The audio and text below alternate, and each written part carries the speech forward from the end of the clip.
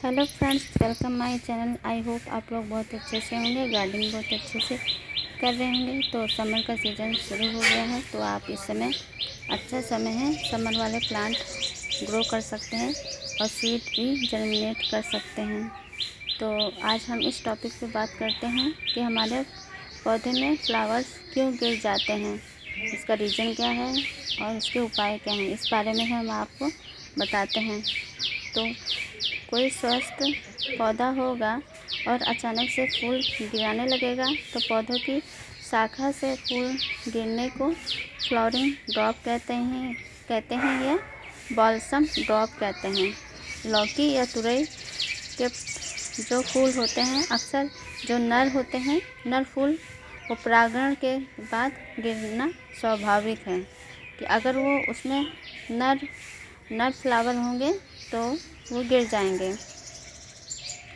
और दूसरा कारण क्या है, पौधे में अगर फूल गिर रहे हैं तो पर्यावरण भी जिम्मेदार है। वातावरण, तापमान अधिक होना, तापमान ज़्यादा होना, और दूसरा आर्द्रता या नमी होना। हमेशा देखा गया है पौधों में अगर वातावरण चेंज होता है तो उस पर बहुत इफ़ेक्ट पड़ता है। तो आप उन वातावरण को नियंत्रित तो नहीं कर सकते हैं, लेकिन थोड़ा इंतज़ार कर सकते हैं। तो जैसे वातावरण में सुधार होगा तो आप अपने आप ही प्लांट से फूल नहीं गिरेंगे। और अगर आर्द्रता यानी नमी है, पौधों में वातावरण में नमी है तो इस ज़्यादा नमी से पौधे की पत्तियां होती हैं,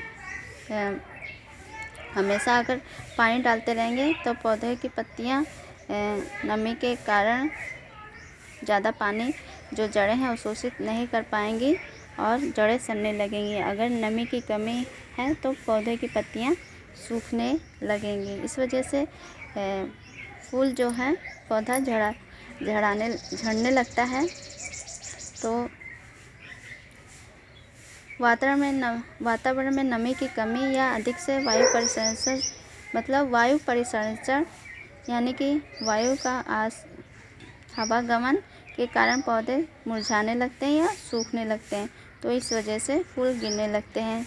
तो आप इसको क्या करें, थोड़ा मौसम के हिसाब से आप वेट कर सकते हैं, तो अपने आप ही वो ठीक हो जाएगा। अन्य कारण क्या है, पॉलिनेटर्स की कमी है। आपके पौधे में जो फूल गिर रहे हैं तो जब तक मधुमक्खी या तितली वगैरह नहीं आएंगे तो पॉलिनेटर्स नहीं आएंगे, तो इसकी वजह से आपके पौधे के फूल झड़ने लगते हैं। सब्जी वाले पौधे में पॉलिनेशन के बाद ही फल आते हैं। अगर पॉलिनेटर्स नहीं आएंगे तो इसकी कमी हो जाएगी। अगर आसपास आपने पौधे लगा रखे हैं तो उसमें हवा का परिसंचरण ठीक माध्यम से नहीं होगा, क्योंकि जो हवा का जो बहाव है, हवा है एक पॉलिनेटर की तरह, परागण की तरह काम करता है, जिससे पौधे में हवा का आदान प्रदान नहीं हो पाएगा तो पौधे से फूल झड़ने लगते हैं। अगर आप क्या करेंगे, मिट्टी में पानी का स्तर है तो आप उसको मेंटेन करके रखेंगे। कम पानी है तब भी मुरझा जाएंगे। अगर ज़्यादा है तो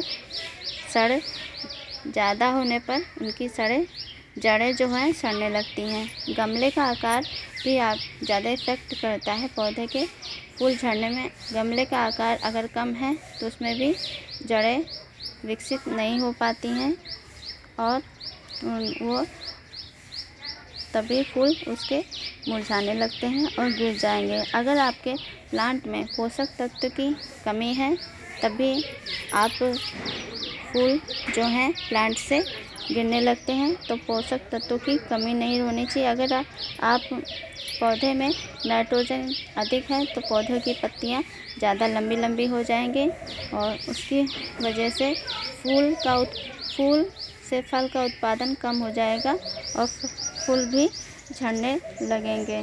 तो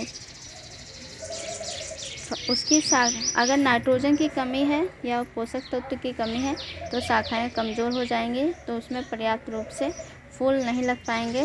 अगर लगेंगे भी, अगर अधिक लगेंगे तो अधिकता से ही भी फूल झड़ने लगते हैं।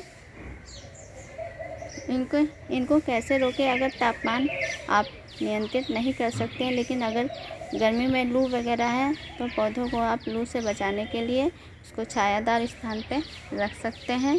और जैसे आर्द्रता यानी कि ह्यूमिडिटी में अगर नमी ज़्यादा है तो उस हिसाब से पौधों में आप पानी डालें और आप उसको पर्याप्त रूप से, जैसी धूप है उसी हिसाब से आप पौधे के हिसाब से धूप में रखें।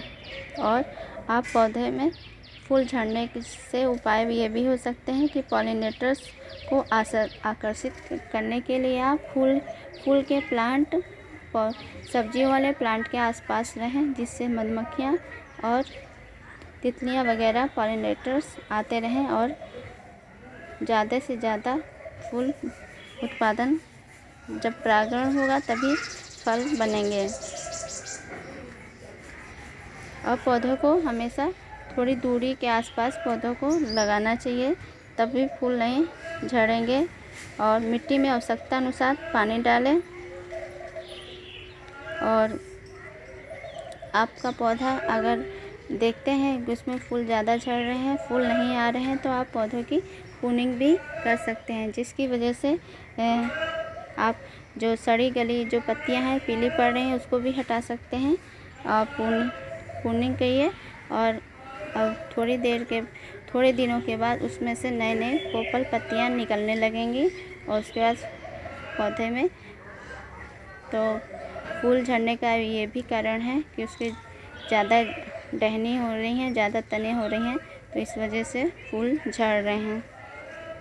और पौधों को में फूल झड़ने के लिए आप ज़रूरत के हिसाब से पोषक तत्व की कमी ना होने दें। ज़रूरत के हिसाब से आप खाद, वर्मी कंपोस्ट या केचुए वाली खाद या गोबर खाद या घरेलू खाद या ऑर्गेनिक खाद आप समय समय पर पौधों के अनुसार आप डालते रहें।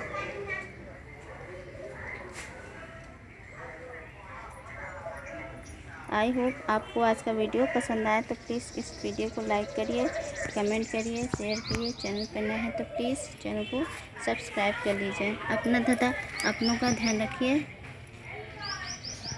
Thank you for watching video. मिलते हैं अगले वीडियो में।